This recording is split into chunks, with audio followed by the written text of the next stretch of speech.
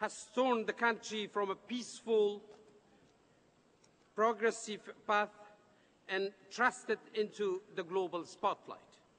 The General Assembly has repeatedly gathered to reiterate its solidarity with the Afghan people.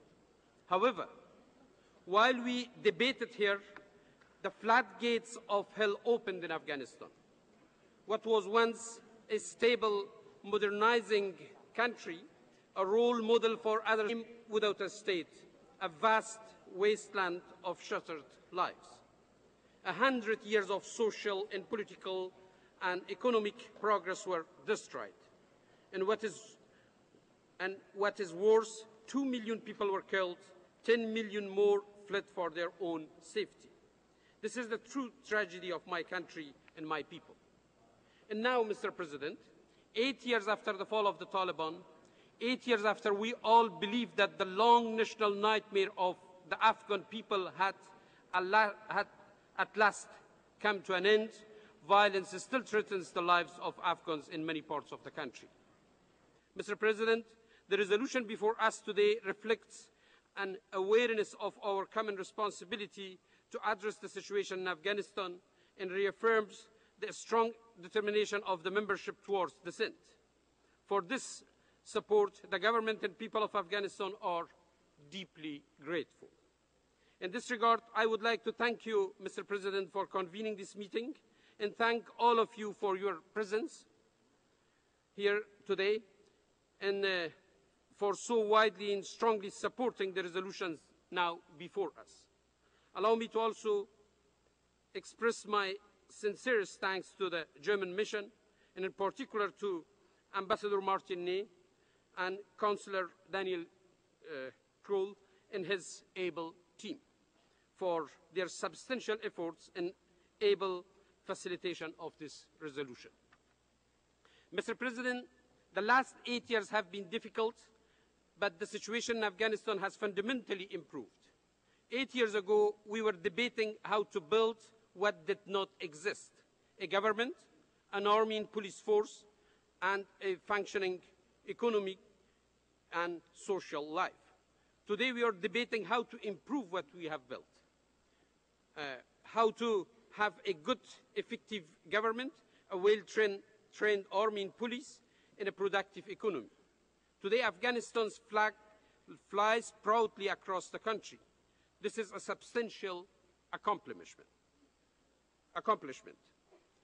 Unfortunately, our progress has not been sufficient. We allowed 3 crucial opportunities to slip through our fingers. First, we missed the chance to wipe out the Taliban, Al-Qaeda, and other terrorists. After their initial defeat, we permitted them to rearm and regroup in sanctuaries outside Afghanistan. As a result, they returned to threaten us in 2006, and the security situation has deteriorated markedly. Second, we missed the chance to properly resource and reinforce our efforts. Afghanistan has been starved by resources, starved for attention, and starved for troops. Our responses have been reactive, ex post facto, and fragmented. Third, we missed the chance to rapidly empower and enable Afghans to shoulder the responsibility for their own destiny. The government and civil society lacked capacity, experience, and resources. Thankfully, within the last 2 years, the government of Afghanistan and the international community have together began to craft a common approach. We are beginning to offer the necessary resources to combat a resurgent Taliban. We have strengthened the UN's important mandate for coordination. We have begun to build capacity to address weak governance and fragile institutions. We have built a strengthened partnership with the elected government in Islamabad, and we are working together towards real cooperation in the fight against our common enemy. And finally, with the holding of the second presidential elections in our history, Afghans were again able to have a say in their future. Mr. President, the elections mark the beginning of a new chapter in Afghanistan. Unfortunately, the elections were held in difficult circumstances. In many regions, voters risked their life to participate. Despite this, however, millions voted and millions more participated in the debates surrounding the campaigns. Elections are not perfect anywhere. They are even less perfect in an emerging democracy threatened by conflict. The Afghan people worked tirelessly, not on the sidelines, but as the leaders of our institutions. Complaints and irregularities were uncovered and addressed in a dramatic way. The elections were as free as possible, as fair as possible, and as transparent as possible.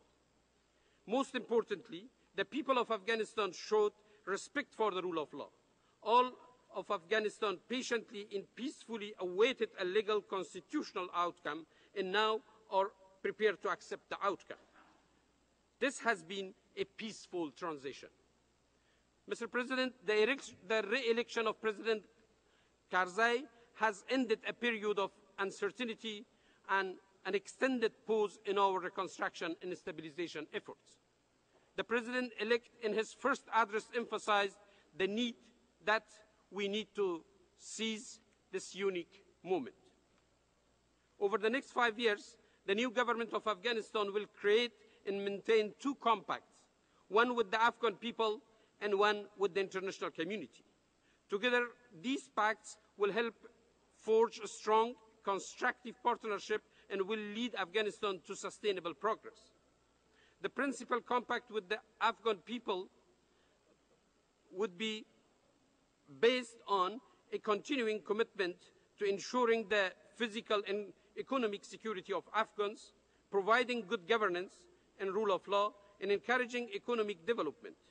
To achieve these three aims, President-elect Hamid Karzai has identified 4 areas of focus. First, national participation. Second, reconciliation. Third, Afghanization. And fourth, tackling corruption. Central to this compact is the need for Afghans to take control of their destinies. In an ongoing effort to build capacity and clean the stain of corruption, Afghans should increasingly bear the responsibility for governance, rule of law, and the protection of human rights. In training the army and police, Afghans can take a greater role in ensuring security, law enforcement, and leading counter-narcotic efforts. And the government represents all Afghans. The government serves all Afghans, and we are committed to greater national participation in the political and reconstruction process. In addition, we will continue to welcome any Afghan who is willing to join to the peace process and respect the Afghan constitution.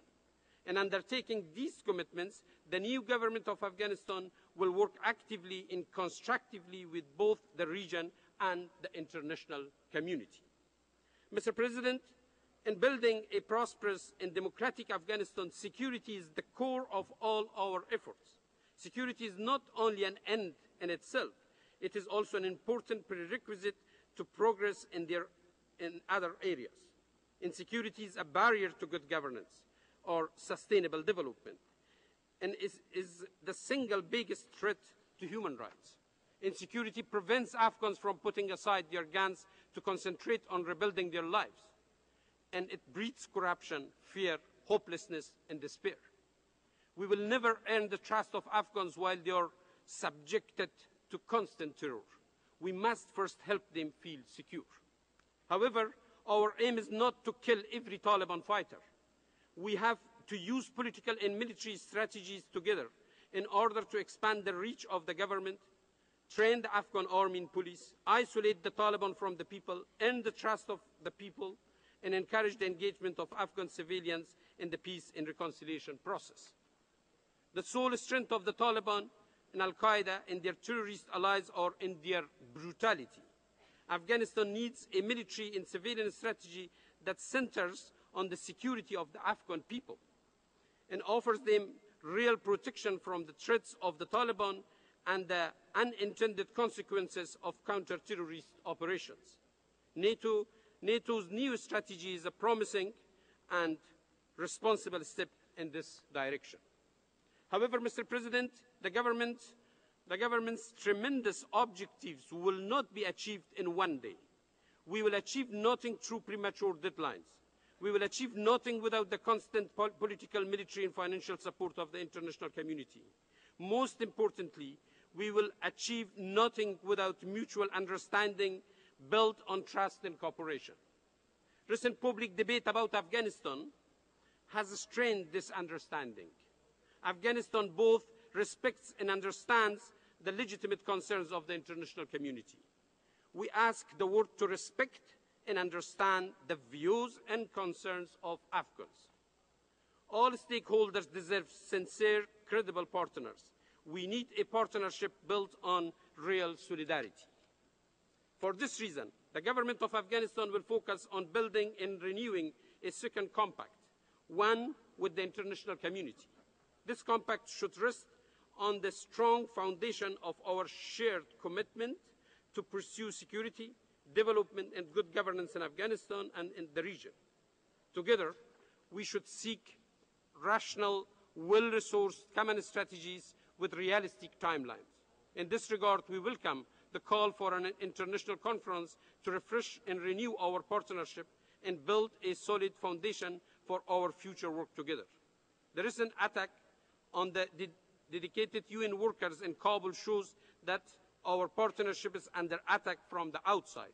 We must strengthen it from the inside. Mr. President, the key to the future of Afghanistan is in the hands of the Afghan people.